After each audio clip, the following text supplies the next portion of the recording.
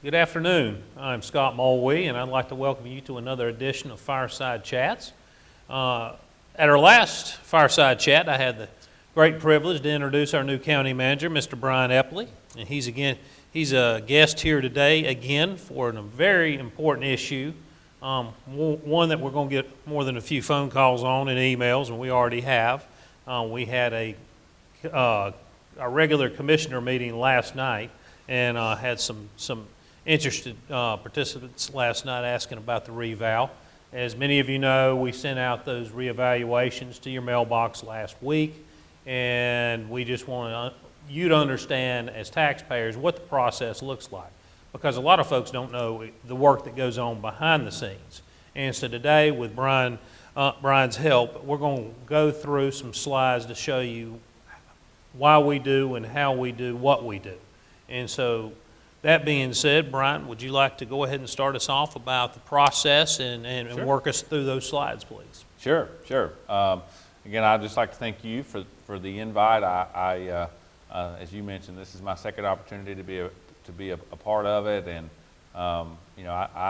as I've spent most of my career now in local government, I think this is I just commend your energy and effort to communicate and to share information. I think this platform is incredible, and I'm glad to be a part of it and to have the opportunity to explain something like revaluation. And I think, like a lot of things, it's not something that we go through all the time.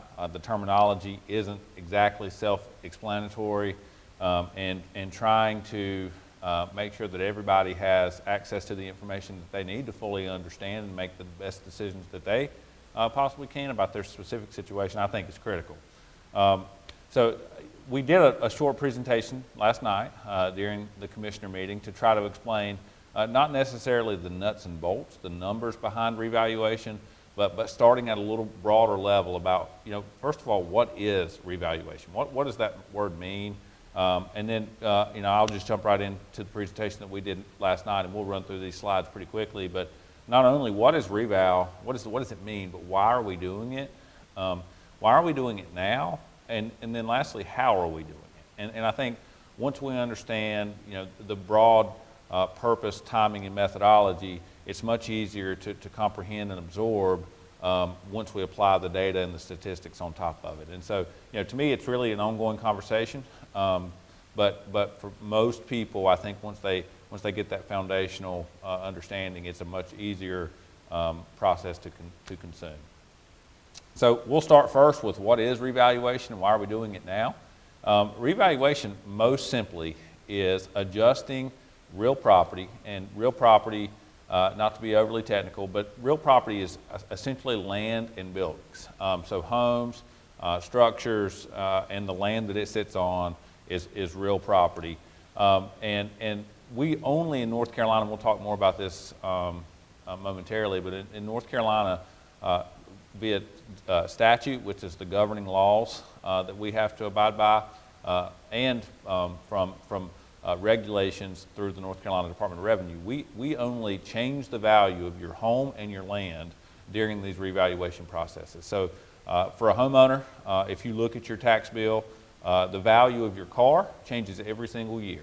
The value of a trailer or personal property that you may have changes regularly, changes fluidly. But if you examine your tax bill, and this is true for all 100 counties in North Carolina, your house and your land, the value only increases or decreases at the time of a sale or during a revaluation period. And that's what it is that we're trying to accomplish, is to go through all the 60,000 taxing parcels in Burke County and evaluate the value that was placed and given to those pieces of property in 2019, which was the last time Burke County did a reval, evaluating how those values potentially have changed over the last 4 years, and then adjust them to what the current market is. Because obviously, market value is very volatile. It's determined as transactions happen, and as we go through, it's a once every 4-year period of adjusting those tax values to market. Something that's just I find interesting, people probably understand that they pay ad valorem property tax, but a lot of people may not know exactly what that means. Ad valorem literally is Latin, and it means according to value. And in North Carolina, the statutes are very clear that we have a property tax taxing system that's based on ad valorem. And that's different than something like sales tax, which is more of a consumption base. So the more you consume, the more tax you pay. Ad valorem is based on the value of the property that you hold. And again, that would be consistent with all 100 counties in North Carolina. And so reval essentially, as I mentioned, taking those tax values, adjusting them to market value in this ad valorem methodology. So if that's what reval is, why are we doing it now? And as I mentioned, the North Carolina Department of Revenue, who is the overseeing regulatory agency for all things property tax, gives us statutory guidelines. As a county in North Carolina, we are a political subdivision of the state. So the state is the hierarchy of legislature, and they've created political subdivisions, counties, to carry out the state purpose. So we operate inside of the parameters in which they set. Reval is one of those things that we do. And not only do we operate under the ad valorem methodology, we also have to do it according to the timing outline in the statute, which is 105. And it tells us that we have to do revaluations at least every 8 years. Some states, like Virginia, directly to our north, does revaluation every single year. And other states around the country do it in a varying time frame. But in North Carolina, we have to do it at least every 8 years. However, we are encouraged to do it more frequently, and as a matter of fact, industry best practice is to do it every 4 years. Burke County's historically been on a 4-year cycle, and I would tell you the vast majority of counties in North Carolina follow a 4-year cycle because the market changes, and elongating that is going to create steeper increases or steeper decreases when you conduct that process. There is one alternative to a 4-year process that may make that more expedient or to slow it down some. And that's when, and we'll talk about that more in just a moment, when your tax values are really outside of what would be a normal range to market. When you look at this table here, when we talk about our total tax base, in Burke County right now it's about $7.5 billion. And as I mentioned earlier, there's really 4 components. We're talking about real property. So if you look at the left-hand side of this chart, real property, think houses, buildings, land. Personal property would be things that we own. A trailer is a good example, or any type of item that you own, any type of asset that you own. I tell people the easiest way to describe it is if your house and your land is your real property, and you take your house, turn it upside down and shake it, anything that falls out is personal property. I think motor vehicles is pretty self-explanatory. Anything with a tag would fall under that motor vehicle function. And then state boards are assets that we don't value those here locally. They may be located inside Burke County, but they may be things like power lines and right-of-ways and easements and railroads and telecommunication assets. So it's broader state-valued assets that just happen to be located here in Burke County. But for reval, we're talking about real property, which is about 75% of our total tax base. And as I mentioned earlier, those other 3 functions are fluidly updated, where real property is only updated through this revaluation process, which has to be every 4, every 8, but encouraged to be more frequent than that. And in Burke County, that's 4 years. However, there is an exception to the timing rule that says in periods of high market volatility, so for example, maybe if you back up to 2007, 2008, when the Great Recession happened and values dropped substantially, or what we've experienced here in North Carolina in the last 24 months, where market values are escalating so incredibly. Remember, property tax values for real property remain constant, and so when you have rapid change in the market up or down, it puts you outside of those parameters pretty quickly. And so the same statute that tells us we have to do it every 8 years says you have to do it at a minimum of every 8 years unless your sales ratio is more than 15% below the market or 15% above the market. And again, that's a very statistical, analytical calculation. There's little to no subjectivity in it. All real estate transactions, so when someone sells their house and that deed is transferred and it goes through the MLS system, the North Carolina Department of Revenue annually selects 400 or 500 of these transactions, and they literally say this home sold for $200,000, and Burke County had it on its tax books at $150,000, and so the property tax value is 25% below what it sold for, and so that would be a 75% sales ratio in that example, and it can be above or below. And in Burke County, you can see here in this graph that dark red line at 100% is intended to illustrate market. And you can see where we are now, which is substantially below market. And that gap is created because of transactions, actual transactions that have sold, actual land that is sold, actual homes that have sold. And when we compare the sales price to the property tax book value, on average, we're 40+% below on the property tax side. And again, this process of, I think that optic there in the bottom right-hand corner, what we're trying to accomplish with reval is simply to create an equilibrium, a balance between market value and the tax book value. And you can see, I think that the illustration with the graph is telling too. The last revaluation that Burke County did back in 2019, and we were able to get property tax values to 99.27%, right at 100% of market value. And that, again, is what we're trying to accomplish in 2023.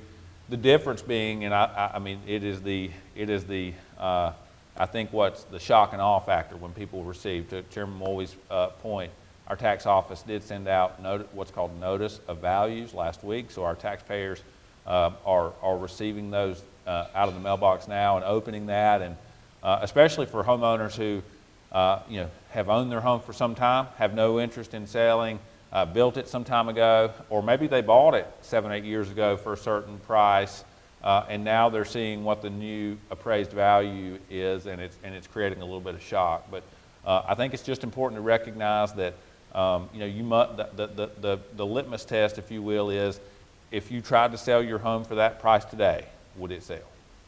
And if the answer is yes, then the valuation likely is correct. If you believe the answer is not yes, and we'll talk about this more in just a moment, what you should do, but there's an appeals process to go through and modify that value.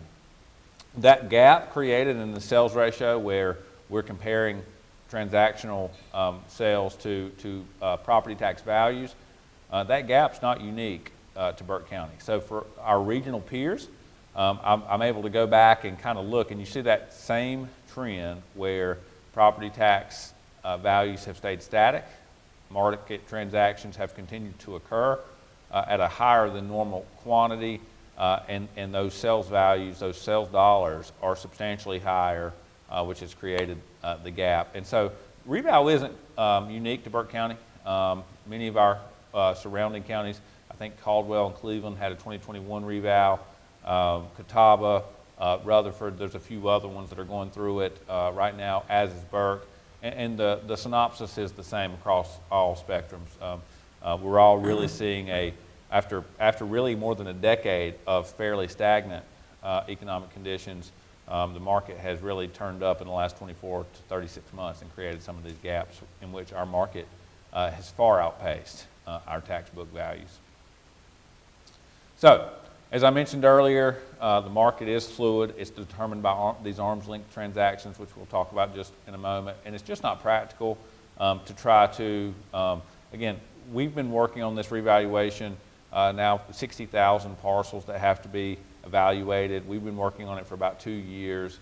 It's not practical to try to do that in a fluid, perpetual way. And so we conduct these revaluation processes. And we try to capture the value of these assets as of January 1st of the revaluation year. So the notice of values that our taxpayers just got, that was an estimate of value, an appraised value as of January 1st, 2023. And market, as I think is critical to recognize, is, again, a very measured, well-articulated definition. It is not there is not subjectivity in what defines market. Market is measured in terms of money for what a willing buyer and a willing seller would exchange the property. And it's important to recognize that that's critical to be kept at an arm's length. And arm's length means if you're buying it from a family member, that's likely not market driven. If it's a bank short sale, if it's a foreclosure, those likely aren't market measured sales transactions. And so those are excluded when we're looking at the 400 to 500 transactions that are randomly sampled, and the Department of Revenue is calculating the sales ratio to get how does our tax values compare to market. We're excluding those that may be higher or lower to really get what is true market. The other thing that I think is important to point out is how does this appraisal process work? And so most people are very accustomed to this fee-based appraisal, which is I want to sell my house, how much is it worth? Or I want to refinance my house and I have to get an appraisal. So I hire an appraiser to come out. They look at just my home, they measure it, they look at the fixtures, they evaluate our land, and then they look for comparable sales that have happened in the last 12 to 18 months for our average cost per square foot and those type things, and they give you an appraisal of your unique property.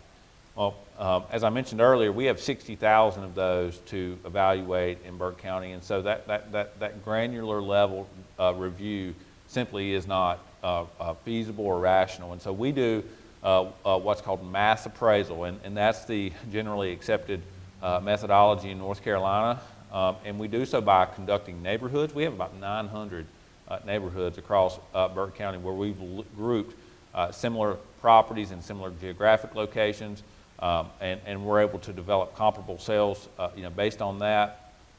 And then once we have those neighborhoods, we take the unique qualifiers of each home, piece of land, and apply it to what's called a schedule of value. So back in November, following months and months of statistical analytical review, our tax administration office presented what's called a schedule of value. So it would have what is the average square foot for a single family home, a multi-family home? How much does it add to have a basement or a swimming pool? Or what is the value added per acre of land? And all of those are very, again, statistically, analytically quantified, and then applied to the homes in those neighborhoods for a baseline value. And then that value is adjusted up or down based on fixtures, based on finishings, based on things that may differentiate each property. But if a taxpayer is interested in how that value was calculated, I think it's important to say there is a very scientific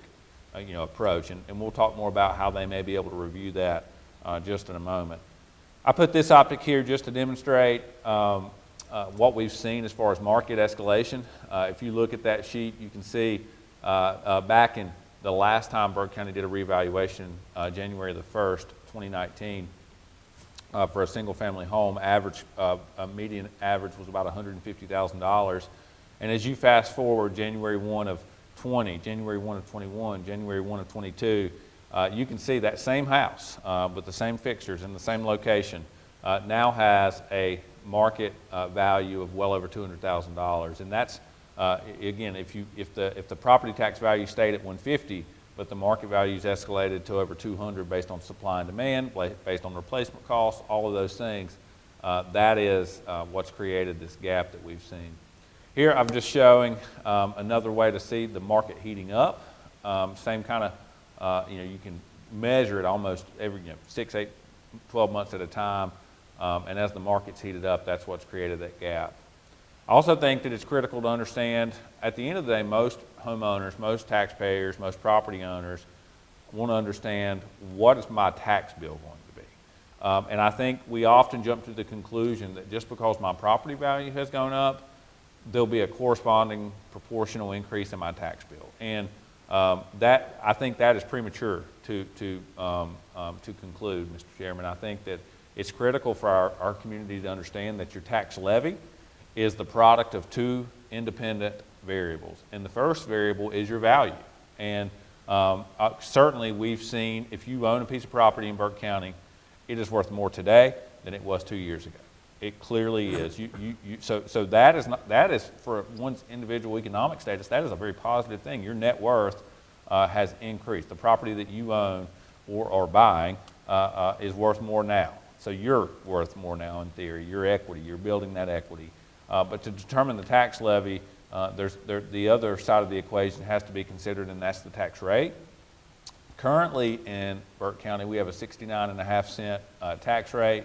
That's in line with our neighboring surrounding counties. But one thing that I think is interesting and worth pointing out to our community is of all 100 counties in North Carolina, that individual tax levy, which means the average levy per taxpayer in Burke County, is 83rd. So there's literally only 16 counties in North Carolina that have a lower per capita tax levy. And what that means in more layman's terms is that Burke County government has prioritized keeping the tax burden low and doing more with less. And to the tune of only 16 counties in North Carolina are able to do that at a lower level. And I would argue when you look at the service delivery compared to that, Burke County's right at the top of the list. So we don't yet know what that tax rate's going to be. We're working through the budget process between now and July 1st. I know that our board is committed to balancing community and organizational needs with keeping the tax rate and the tax levy as low as they possibly can. They have a proven track record of doing so. I'm excited to be here, be part of the team, and to try to help do that as well for what we can control. It's also important to remember if you live inside of a municipality or if you live in other taxing districts, that it isn't just the county. So if you live in a town or a city, if you're in a fire district, all of those things cumulatively have to be considered because property values, again, across the gamut, are seeing some change. So what's next steps? If I'm a property owner, I understand now what reval is, understand why we're doing it, understand when we're doing it, at least have some basic understanding of how it was done. What if I get my notice of value? If I agree with the value and I understand that the tax rate will be set as we move through the budget process over the next 5 months, if I agree with my value, simply I need to do nothing. However, if I disagree with the value, if I open my notice of value in the mailbox and I believe it is too high or too low, there is an appeals process. On the back of that notice of value, you'll see that. We would ask that you return that to the tax office, and that will begin what's called the informal appeal process.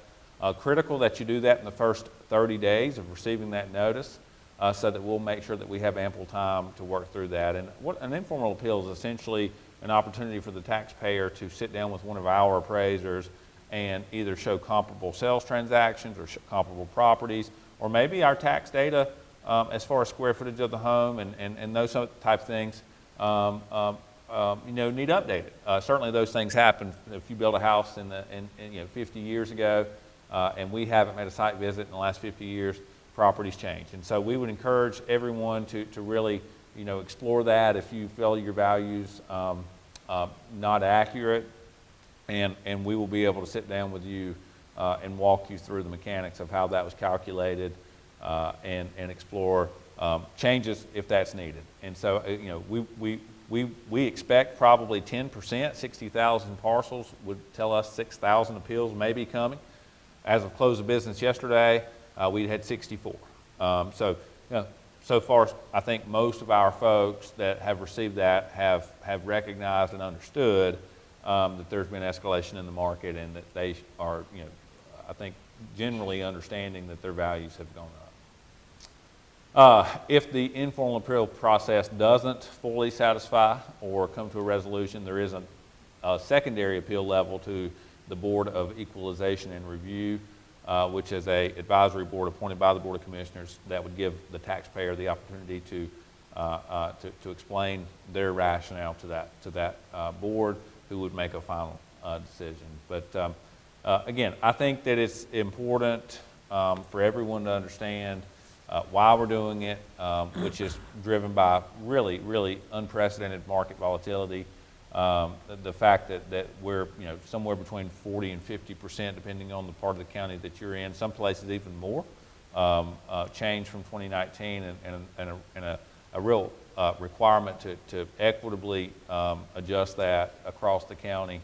And for local governments, I think that there's a criticalness to balancing and advising our board as you're evaluating the value change and also setting the tax rate. What organizational and community needs that are either met or unmet, so that our board can make the best decision for the community. So, I'm hopeful that that's helpful. It is a fairly complicated process, but it's also at the same time highly objective. It's very statistical and analytically driven. The understanding the why and the purpose and the mechanics, I think is a big part of getting to a good spot. So, Mr. Chairman, what questions do you think our community may still have? Well, I think, you've hit on all of those. Great presentation. Those that weren't in attendance last night or didn't see us on YouTube, I wish more folks became involved, because I think we're trying to put out as much information as possible, and that's why we're doing these fireside chats. I knew this one would run longer today because this one's so important and timely, because I wanted our folks to hear a great explanation on the process. And so, some people may think that us as, chairman of the county commissioners, I can say, we don't do the valuations. As you said, that's a 2-year process, and we have professionals that do that, and they've spent literally tens of thousands of hours putting in the statistical analysis to do it fairly and equitably. As far as when it gets to us as county commissioners, they present us with the facts. I didn't know what my values were till I actually got mine in the mail last week, and it was up substantially. But like many of my neighbors and acquaintances, we're looking at, I know a lot of folks say, well, it really has gone up so much in the last 4 years. But if you look back, really didn't move the prior 4 to 6 years. Right. So this is really an inflationary thing that, even though it's happened in the last couple of years, is if you go back 10 years and you look at your valuations, it just moved. And so over a long period of time, it has not moved that much, except for in the last several years. My wife's a realtor, and I've seen what the sales have been, and it has been pretty incredible here. But like I said, our peers around the state and locally are facing the same situation, and are being kind of forced to do this as well as us, because we were so far outside that 15%, we needed to do that. And so I will say, as county commissioners, we're very cognizant of the fact that of the tax burden. We try to take a look at that, as Brian mentioned earlier, that we are the 17th cheapest county to live in the state of North Carolina, which already has low taxes compared to the national average. We've been proud of that. We've been very frugal with our monies, but we've also tried to invest in our people and capital projects, and so we have to balance that. People say, what are the next action steps? And as you and I know, we start our budget process officially Thursday. That's right. And we have meetings Thursday and Friday, and we're going to have more meetings going through the process until we arrive at a budget. So we're very cognizant of the fact of that 69.5 cents, where that is. People are asking me already, is that going to be changed because their valuations are so much higher? Absolutely. Where that's going to end up, not sure yet, because we haven't gone through the budget process, but we're going to be very aware that we're going to try to be as fair and equitable to people, so their tax burden is not undue. And so we will be fair going forward, while balancing trying to provide the services that is required here countywide.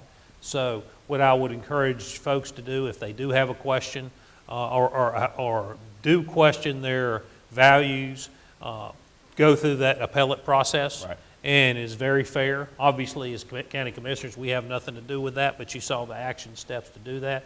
And where we come in, once again, is when we set the tax rate. And we're going to be working on that in the next several months. You can always reach out to me and my fellow commissioners for any other questions you have as far as concerns. We're just a phone call away, but as far as the official process, it is through the county process. So that being said, is there anything else you would like to add at this point? No, just again, I hope this is helpful. I recognize reval, the reality is it's been happening every 4 years for a long time. And there's people that live in this community that really maybe never knew it came and went, because that volatility, that escalation hasn't been what we're seeing now. But just a general observation of the economy, I think we all recognize that costs for everything have increased. And when you talk about market-driven real estate sales, replacement cost is a big component of that. And labor, material costs have increased substantially. And that's what's ultimately driving those values up so I think most people can see that and accept it and understand what that means. And to Chairman Mulvey's point, from both the professional staff and from our elected Board of Commissioners, there's a unified vision to try to do more with less in Burke County, to have premier service delivery, to have a county government that is a symbol of a best practice, that pursues high performance, that wants to be something that we all take pride in, but also balancing that with as low taxing burden as we possibly can. So with that, Chairman, I'll just say thank you again for letting me participate, and I look forward to being a small part of the budget process as the board undertakes that incredibly important endeavor. Brian, I would like to thank you. I'd like to thank all of our staff that put all this time and effort in. Obviously, we're not at the end of it yet. We've got probably another several thousand hours to go before it's all set. But like I said, I would, if you have questions, please reach out to us. And I really appreciate your time today. I know this is one of our longer fireside chats, as I mentioned, but this is important information when we want to get as much information to you as possible, in front of you as possible. So once again, thank you for joining us for the fireside chats. We will be having Mr. Epley back to talk about budget at some point, in the process of that. And that will be in the next several months, and we'll get you called up, and I think you'll be very interested in that as well. So that being said, I hope you have a very good day, and we'll see you at the next Fireside Chats.